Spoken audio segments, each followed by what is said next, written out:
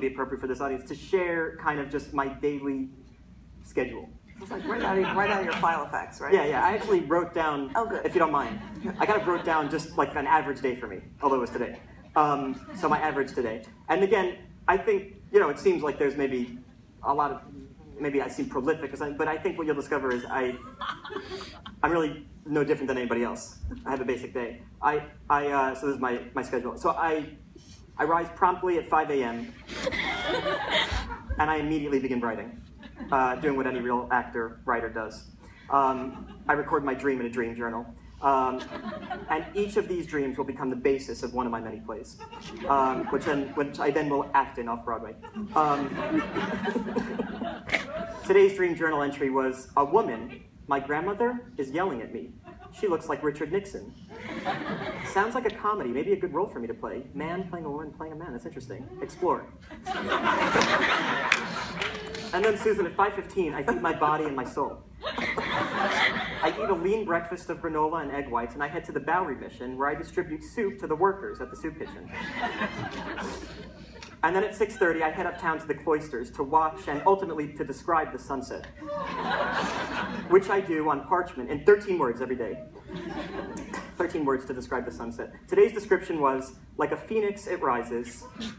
I wonder how they describe it in Phoenix. And at 10 a.m., I begin acting in films. So today, I acted in the film Avatar 2, which is a sequel to the popular 2009 science fiction film Avatar. Now, as most actor-writers do, I wanted to stretch myself and do a role with an accent in Avatar 2. So I play an Ethiopian nomad named Habtamu Adunga in Avatar 2. Now, at noon, I will finish acting, and I will head home to write one of my books or my plays. And as kind of a palate cleanser, I'll usually write one joke, because acting can be emotionally draining, especially playing a guy like Habtamu. So today's joke was an observational one. It was, this is just today's, did you ever notice how people love pickles, but not cucumbers? Seriously, what gives? It's the same thing. Why not just dip the cucumber in brine, you know? At 12:30, my assistant arrives with my lunch. I eat only farm-to-table vegetables diced and arranged by color, like most actor-writers, and a single animal carcass. Today, I ate beets in descending order of redness, sprinkled over the carcass of a Croatian boar, which I hunted and killed yesterday. Let's see, at 3 p.m., I'll work on my body at basketball practice with the New York Knicks. No, sorry, I know what you're thinking. You don't write anything post-lunch? No, joke's on you, because on the way to basketball practice, on the way to Madison Square Garden, I will write a haiku. Every day a haiku about basketball, one haiku. So today's basketball haiku was, arms are akimbo, on my tippy toes I stand, I am still too short.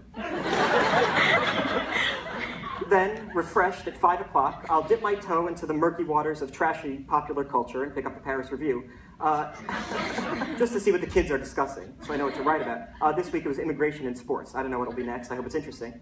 At 6:30, I'll do my final acting exercise of the day. Today I did a Sanford Meisner, he's a famous actor, technique in the mirror. Some people, no. So I looked at Jesse in the mirror, or as I called it myself, and I asked, where are you going? And he, or as I call him, me, responded, I'm already here. And we did this for an hour. At 8 p.m. I do publicity. So, or sorry, 10 p.m. I'm so sorry. 10 p.m. I do publicity. So tonight I'm doing a New Yorker in conversation event with Susan Morrison, and she is a editor at the New Yorker magazine, and Jesse Eisenberg. He was an actor-writer. Last night I did Charlie Rose on assignment for 60 minutes, covering roughly the same ground as we're covering today. At 11 o'clock or 11:30, I'll do one final piece of writing, which is a kind of summation for the day. So today's summation hasn't been fully formed yet. It'll probably depend on how everything goes here. But last night's summation was, saw a bird today, reminded me of the fragility of not just my own life, but also the birds, as I ran it over with my bike. At night, I will tuck into bed with one of the classics. Last night, I read The Sun Also Rises in its original language. And then, with the prose fresh in my mind, I open my dream journal to a new page. I spread Egyptian mud on my face and corpse, and I look forward to beginning the day anew.